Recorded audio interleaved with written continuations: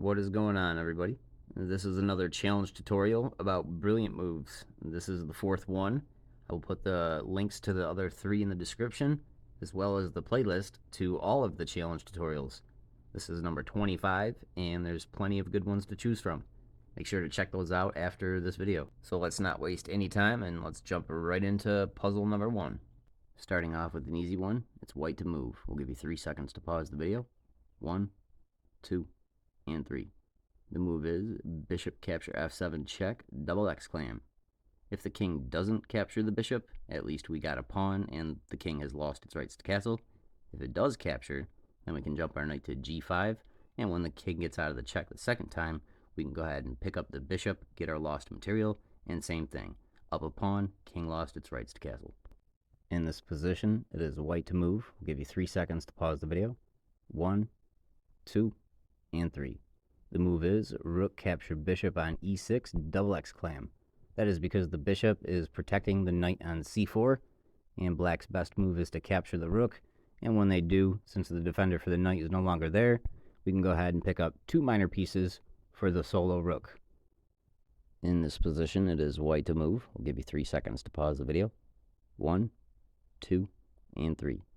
The move is knight to d5 check, double exclam.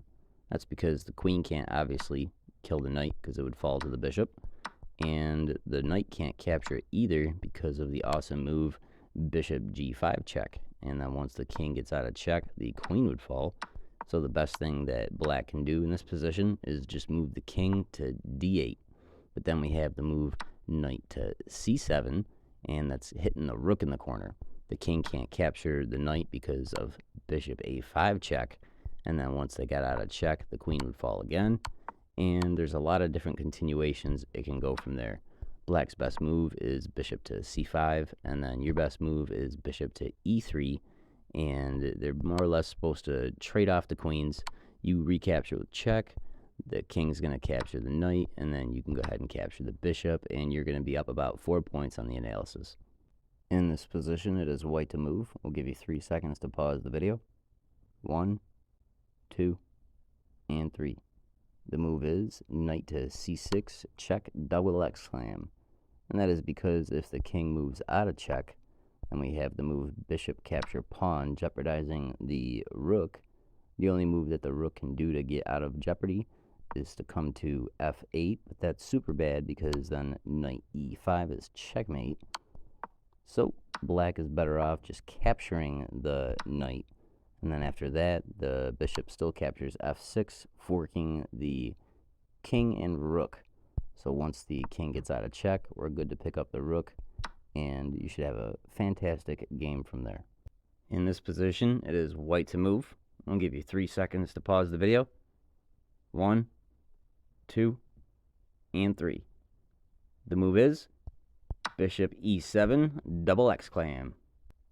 It's a brilliant move because it's threatening to take out the bishop, which is the only cover of the c7 square, so the knight can fork the king and rook.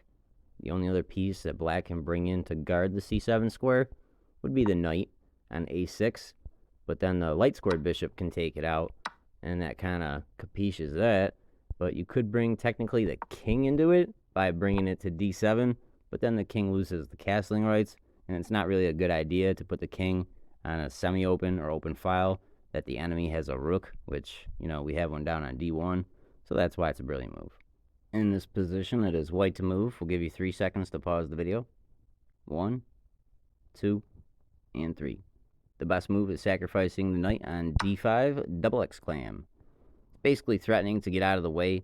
Like, let's say they made a move like bishop to c5 is technically the best. We are threatening to jump the knight to b6, and our fianchetto bishop is looking to take out the rook in the corner. So they're more or less forced to capture with the pawn, and when they do, we can take our queen, and we're threatening the rook again. They're more or less forced to exchange up queens, but then we re-come in with our bishop threatening to take the rook, and there's no stopping us getting it. They can't even throw the knight in between us because that capture comes with check, and they don't have time to move it out of the way. And then we would pick it up obviously after, once they either block the check or move the king to the side. In this position, it is white to move. We'll give you 3 seconds to pause the video. 1, 2, and 3. Just like the last puzzle, knight to d5 double X clam. If they capture the knight, we can come in with check on b5, and we're going to pick up the rook in the corner, because once they get rid of the check, like let's say just moving the king, our queen captures d5, and we're picking up that rook. The only way that they can save the rook is if they give up the knight, since we have two attackers on it, the queen and the bishop, and they only have the queen as a defender. Instead of moving out of the way of check, if they decide to try to block it with the knight, if it chooses d7, then we can just take it out with the bishop. It's got to recapture, otherwise it would lose a minor piece. And then once the king recaptures, we can go ahead and fork the king and rook with the queen on d5. Otherwise, the knight can choose the c6 square, but then our pawn on e4 can capture d5, and now it's falling because of the weak widow pawn. Puzzle number 8 and 9 come from the exact same game, back to back. So this is number 8, it's white to move, and we'll give you 3 seconds to pause the video. 1, 2, and 3. The move is rook to f1, threatening queen capture f6, check, which could pick up the rook in the corner on h8 afterwards. The only square that the king could evade to, where it would not be check, is going to d6. The next move is also a double X clam, so we're going to count it as position number 9. It is white to move, and we'll give you another 3 seconds to pause the video. 1, 2, and 3. The move is rook to f6, double X clam. This pins the e-pawn and also forms a battery on the 6th row, preparing the dark squared bishop to come to f4, since the pawn can no longer block that check. The king will go to c7 before it's cut off from the 8th rank, and that'll allow us to bring the rook up to f7, forming a skewer on the queen and king. Black will put the bishop in between that skewer, but trouble is soon to follow.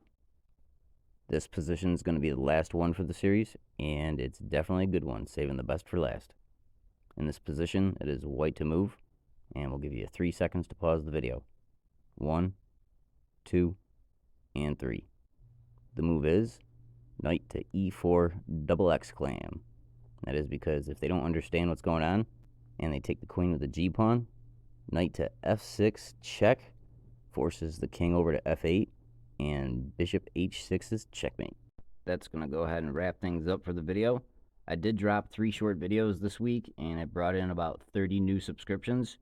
Welcome, welcome, welcome, new people. Make sure to go to the video list and look at the videos I've produced in the past. There's a lot of good material there. I really do appreciate any kind of feedback, so please use the comments to kind of communicate with me. Let me know what you're looking forward to seeing or what you want to see less of. Anything helps. But I appreciate everyone, and I will see you all on the next video. Ciao.